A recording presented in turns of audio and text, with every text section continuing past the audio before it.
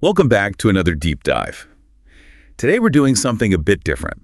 We're not just reading history, we're sort of stepping into the shoes of someone who lived it, breathed it, really. Yeah, someone intimately involved in shaping a nation's destiny. Exactly.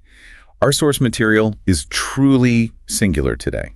Excerpts from Pakistan, A Dream Gone Sour by Roedad Khan. It's a fascinating memoir. Deeply personal, yes. So our mission today, to unpack decades of Pakistan's, tumultuous political landscape. And we'll do it through the unique eyewitness perspective of this top civil servant. It's quite a journey. Leadership, power struggles, those persistent challenges. And it offers some surprising insights into how a nation's dream can, sour, as the title suggests. What's really fascinating here, I think, is that this isn't your typical history book, not at all. No. It's a collection of personal memories, observations. An intimate look from a man who was, literally at the side of Pakistan's leaders, right there when they made decisions with incalculable consequences, as he puts it. And he aimed to present reality as he experienced it, trying to avoid judging with hindsight, which is hard. That's a valuable perspective. It really is. It's a deep dive into the very fabric of governance, but from this long-serving insider's viewpoint. Okay, let's unpack this then. Okay. Who is Roedad Khan, and why is his perspective, this long view, so crucial for understanding Pakistan's journey?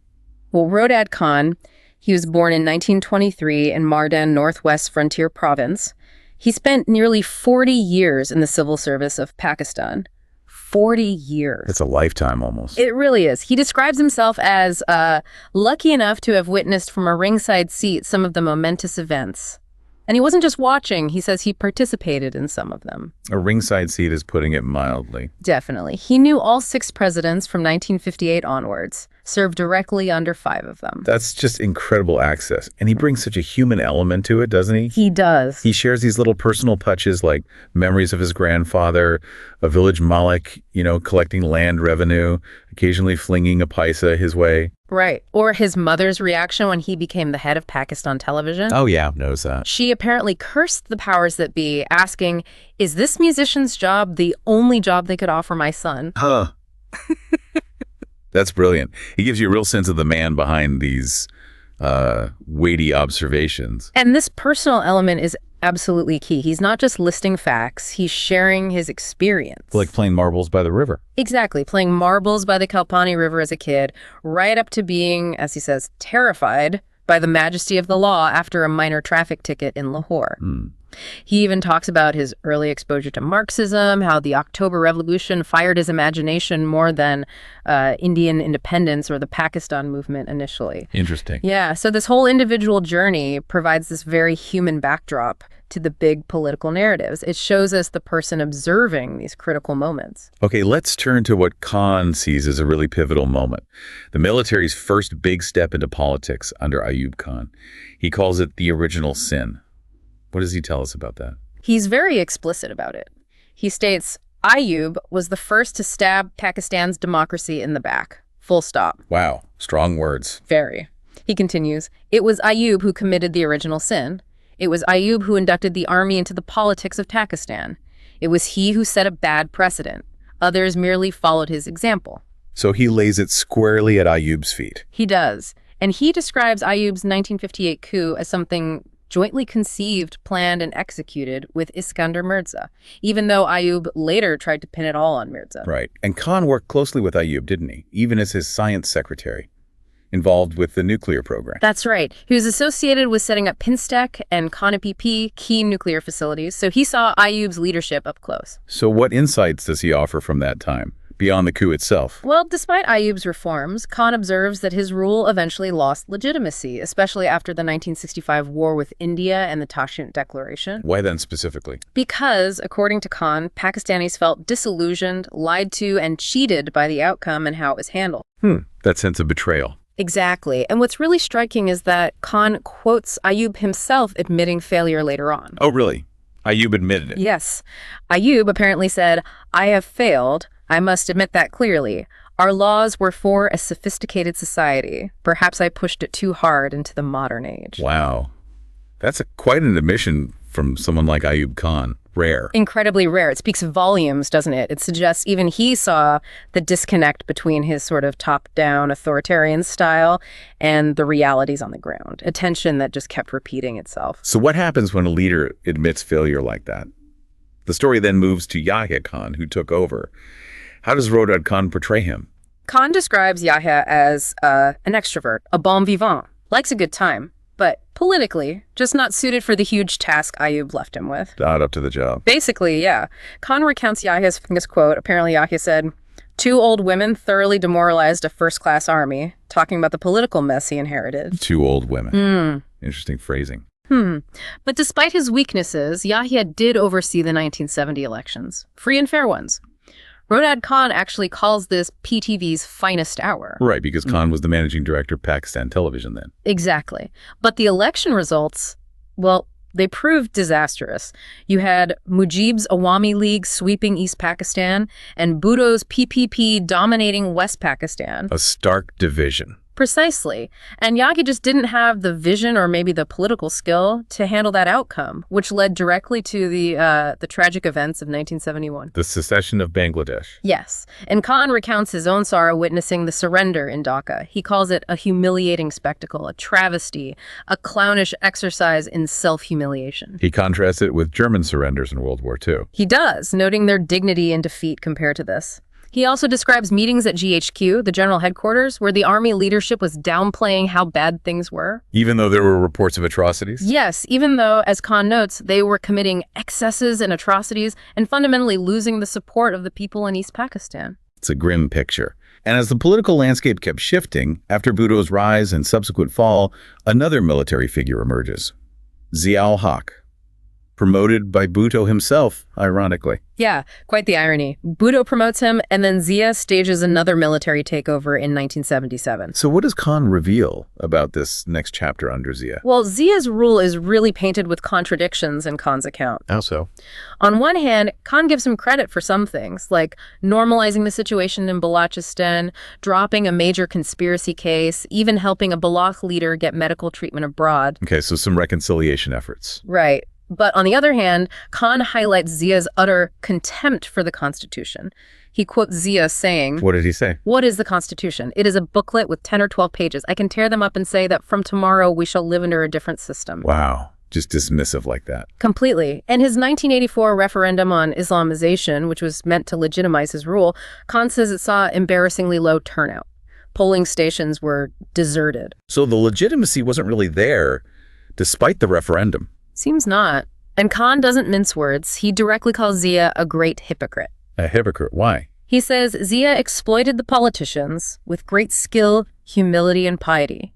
His grin concealed his arrogance and his cold-blooded nature. That's a really powerful characterization, almost chilling. It is. And Khan observes how Zia, despite all this criticism, was quite shrewd geopolitically.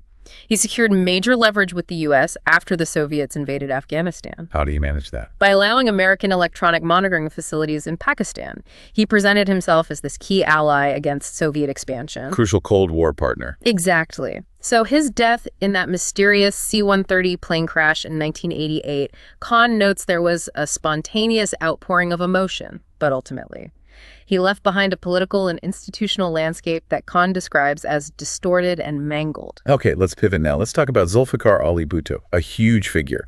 Khan knew him intimately, right? From his early days as an outcast all the way to his tragic end. Yes, very intimately. Khan first met Bhutto in Peshawar back in 1959. He says he took an immediate liking to him, found him young, witty, full of life, well-read, and well-dressed. So there was a real personal connection early on. There seems to have been. Even after Ayub Khan kicked Bhutto out of the cabinet in '66, Khan says he kept up their friendship. Even though Bhutto might have been suspicious. Apparently so. Bhutto suspected Khan might be one of Ayub's agents because Khan had this sort of carefree manner, but the friendship continued. So Khan clearly had some admiration for Bhutto, at least initially. Does that come through even later? You can sense the initial admiration, yeah. After the fall of Dhaka, when Bhutto became president and chief martial law administrator, Khan describes Bhutto's first address to the government secretaries. He says it created a very good impression, and Khan himself felt proud of him. But that feeling didn't last, did it? No, it was quite short-lived, according to Khan. What changed? Khan points to Bhutto interfering with the civil service, right, and creating that security force. Exactly. Khan details how that positive first impression really started to deteriorate. He specifically cites Bhutto's undue interference in the civil service of Pakistan, abolishing service guarantees, forcing out about 1,400 civil servants. That would definitely alienate people. Hugely. And then, yes, the creation of the Federal Security Force, the FSF, Khan calls it a fascist Praetorian Guard designed to victimize his political opponents. So Khan is arguing that these moves, meant to consolidate power, actually sowed the seeds of Bhutto's own downfall. That seems to be his argument, yes. That these actions ironically alienated key groups and set up structures that could later be used against Bhutto himself. And those seeds eventually bore fruit, didn't they? With the 1977 elections. They did. The PPP, Bhutto's party, won a sweeping victory. But the opposition immediately cried foul, claimed rigging. And that led to massive protests. Countrywide agitation, yeah. Bhutto tried to appease the religious elements, banned alcohol, gambling, even declared Adjadis non-Muslims through parliament. Desperate measures. Seems like it. But as Khan observes, nothing he did seemed to satisfy the people. The momentum was against him. And then came the arrests. Yes. In September 1977, on charges of murdering Nawab Muhammad Ahmed Khan, who was the father of a political opponent, Ahmed Raza Kasuri. That was really the beginning of the end. And Khan was right there, wasn't he? In the Interior Ministry. He was administrative secretary of the Ministry of Interior at that very time. He revealed something interesting, too. The decision to arrest Bhutto wasn't made in consultation with his ministry. Really? How did it happen then? The FIA, the Federal Investigation Agency, was apparently dealing directly with the martial law authorities, bypassing the usual channels. That sounds irregular. Very. And the whole mercy petition process later on, Khan describes it as incredibly tense. His ministry prepared a summary for President Zia, right? Yeah. Arguing against execution. Yes. They emphasized the deep concern at home, the strong and adverse international reaction expected. They argued it would do immense damage to the image of Pakistan. The law division disagreed. Strongly. They countered with the argument that it was simply humane to kill the killer, a very stark contrast. What was it like when the decision was finally made? Khan recalls it vividly. April 4th, 1979. 4 minutes past 2 a.m., Bhutto was hanged. Khan describes his own reaction when he had to inform Mumtaz Bhutto. He says, "I broke down and wept." Understandable, the powerful moment. Yeah. How does Khan sum up Bhutto in the end? It's complex. He calls him a human dynamo, a whirlwind, a magnificent, inspiring leader 1 minute, and a mean and petty person the next. Quite the contradiction. Very. He notes that Bhutto's ego blinded him. Says that, like Stalin, Bhutto saw enemies everywhere and suspected his closest collaborators. Yeah. He reflects that Bhutto's political career from 66 to 70 was like a grand love affair with the people of Pakistan. But ultimately, in Khan's assessment, he destroyed the constituency that made him. A tragic arc. So the cycle just continues. Roedad Khan's career keeps going, intersecting dramatically with Ghulam Shah Khan, Benazir Bhutto, Nawaz Sharif, more dismissals, more reinstatements. How does he portray these leaders and this seemingly endless quest for accountability? Well, Ghulam Shah Khan, or GIK, who became president after Zia died, Khan describes him as a workaholic, someone totally committed to Pakistan, respected for his sound economic policies. Khan knew him well. Yes, they had a long relationship. Khan notes GIK's courage to do what he thought was right, despite the political consequences, and also his incorruptibility. But GIK was also the president who dismissed governments, right? Benazir Bhutto was in 1990, Nawaz Sharif's in 93. He was, and interestingly, Roedad Khan himself served under GIK as the Federal Minister of Accountability, so he was right in the thick of trying to tackle corruption. What was that like? He describes it as a monumental challenge. Monumental is right. Khan details the kind of widespread corruption GIK was trying to confront. He says, corruption and nepotism had reached such proportions that the orderly functioning of the government no longer carried credibility. No credibility left. Pretty much. And Khan lists very specific allegations from the presidential references filed against Benazir Bhutto's first government. Gotcha. Things like misuse of intelligence funds, over 95 million rupees allegedly used for political purposes, like trying to defeat a no-confidence vote. Wow. Manipulating land deals and regulations for a hotel project, potentially costing the state hundreds of millions. Using Air Force planes to fly politicians around for political reasons, again, related to that no confidence vote. Sounds systematic. The allegations suggest that. Things like questionable LPG allocations favoring firms linked to her family, selling cotton way below market prices, costing millions in dollars, trying to push through higher-priced consultants on development projects, ignoring advice. That is an incredibly detailed list of alleged corruption. Yeah. It paints a really disheartening picture of governance. It really does. You can imagine the impact on public trust when things like this surface. But what happened with those references? Weren't they just dismissed later? That's exactly what Khan points out. He says Benazir's government dismissed all these references with lightning speed once she returned to power. So the accountability effort just vanished. It seems so. This highlights that persistent challenge. Khan states flatly that the word accountability was not uttered or heard again in the corridors of power as if it were a dirty word. Like it became taboo. Yeah, and he laments that GIK was left to fight the battle all by himself. What about the courts? Khan mentions the judiciary's role in this cycle too, doesn't he? He suggests inconsistency. He does. He points out what he sees as the Supreme Court's double standards. They upheld Benazir's dismissal in 1990. But then, when GIK dismissed Nawaz Sharif in 93, the court restored Nawaz's government. Even though Khan argued the case against Benazir was weaker. That's what Khan claims. He even cites a note from one judge that basically said, 2 prime ministers from Sindh were sacrificed, but when turn a prime minister from Punjab came, the tables were turned. That implies a regional bias, or at least a perception of it. It certainly raises deep questions about judicial impartiality, about the influence of political winds. Khan definitely highlights that. So what happened to GIK in the end? Well, ultimately, GIK resigned in 1993 as part of a deal where Nawaz Sharif also stepped down. Khan says GIK left his conduct to be judged by history. And for Khan, did things improve after that? Not according to him. He describes Benazir Bhutto's second term from 93 to 96 as an even greater catastrophe, marked by, in his words, rampant corruption, loot, and plunder. Strong words again. Very.